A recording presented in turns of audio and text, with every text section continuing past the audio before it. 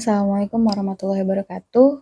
Kesempatan kali ini saya mau cerita sedikit tentang pengalaman yang saya alami di salah satu rumah sakit swasta di Medan. Kebetulan waktu itu saya jadi dokter IGD di situ.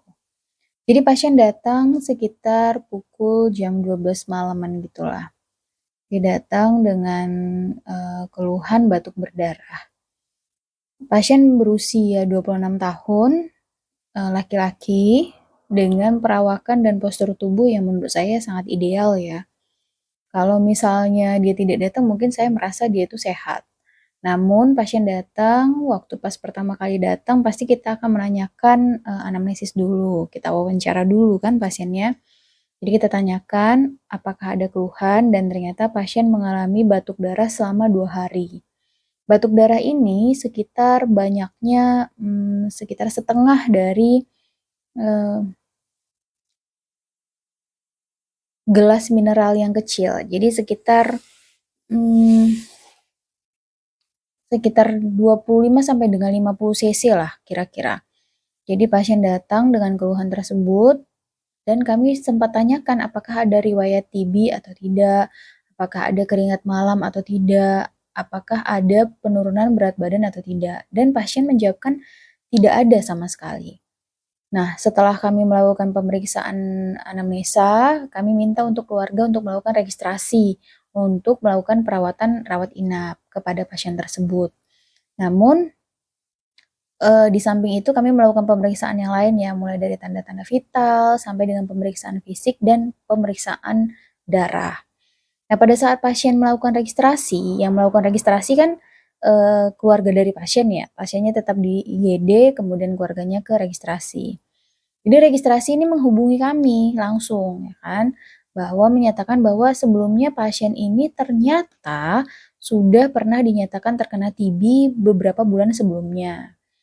Namun karena pasien tidak jujur, dan pasien juga tidak tahu ternyata dari hasil BPJS pada saat melakukan registrasi itu kan BPJS akan tersinkron dengan semua, riwayat penggunaan BPJS itu. Jadi memang pasien-pasien sekarang atau masyarakat itu tidak bisa berbohong lagi nih, dia punya riwayat penyakit apa, pernah mengkonsumsi obat-obat, apa saja gitu. Jadi hal ini sudah ter-record sampai, dengan karena sudah tersinkronisasi dengan, sistem-sistem yang ada di, sekarang ini gitu. Nah ternyata setelah dari dikonfirmasi ulang nih sama si istrinya, memang yang daftar pada saat itu istrinya, konfirmasi ulang nih. Nah, ini bagaimana nih sebenarnya ceritanya, ya kan?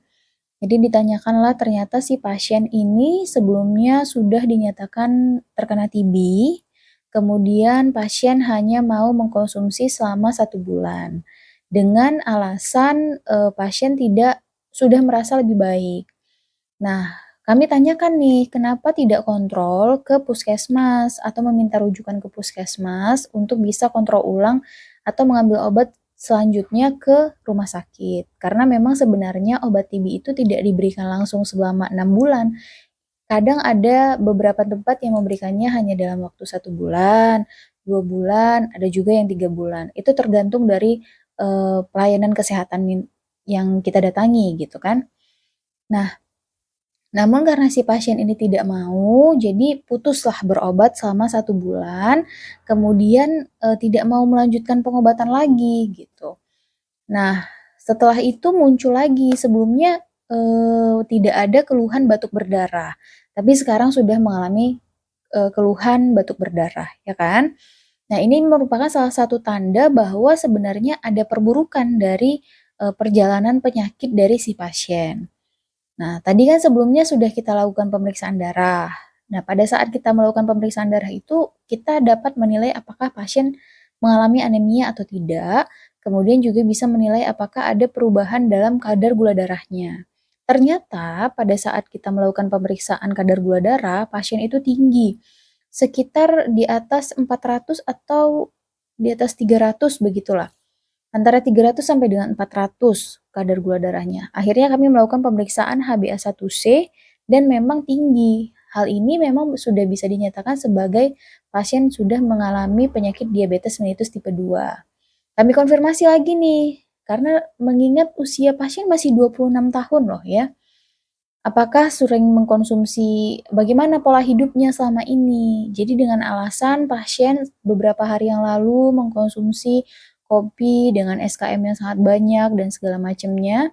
Namun perlu dijelaskan bahwa kondisi penyakit diabetes ini sebenarnya adalah akumulasi dari beberapa bulan, pola hidup dalam beberapa bulan sampai beberapa tahun gitu. Jadi tidak akan mungkin hanya sekedar dalam waktu singkat seperti itu, kecuali mungkin saja pasien memang mengkonsumsi alkohol juga bisa, minum minuman yang berasa, yang manis juga bisa mempengaruhi hal tersebut. Nah, hal-hal yang mungkin yang bisa kita ambil adalah sebenarnya, pada saat ini semua riwayat kita dalam penggunaan BPJS itu sudah ter-record. Jadi saya harapkan teman-teman semuanya jangan ada yang berbohong. Nah, agar pengobatannya bisa diberikan dengan adekuat. Misalnya karena kondisi seperti ini, pasien tuh bisa saja mengalami resistensi obat. Artinya resistensi adalah obat yang biasanya diberikan tidak bisa lagi tidak bisa menyembuhkan lagi untuk pasien TB. Nah, karena itu harus dituntaskan obatnya selama 6 bulan. Nah, yang pertama sekali sebenarnya adalah kita harus terima dulu bahwa memang penyakit TB ini bisa disembuhkan dengan cara kepatuhan dan kedisiplinan yang kita jalankan. Jadi kalau misalnya kita patuh, kita disiplin dalam menjalaninya, ya insya Allah memang kuman TB yang ada di dalam paru-paru maupun di tempat lain bisa insya Allah dibunuh dengan obat-obat yang ada.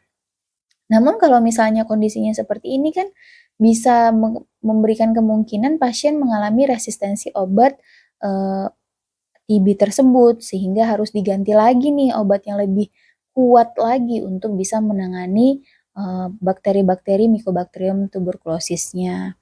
Nah, hal ini jadi pembelajaran juga buat kita supaya kita bisa menjaga kepatuhan kita pada saat menjalani pengobatan. Ya, teman-teman ya. Kalau misalnya teman-teman punya cerita, ya teman-teman ya, mungkin itu aja yang bisa saya ceritakan kali ini.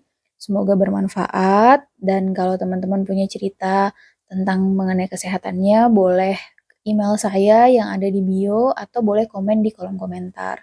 Dan kalau menurut teman-teman video ini bermanfaat, boleh di-share ya ke teman-teman yang lain supaya teman-teman yang lain tahu kalau misalnya pengobatan TB itu harus dituntaskan supaya bisa tidak menularkan ke orang lain, kemudian juga tidak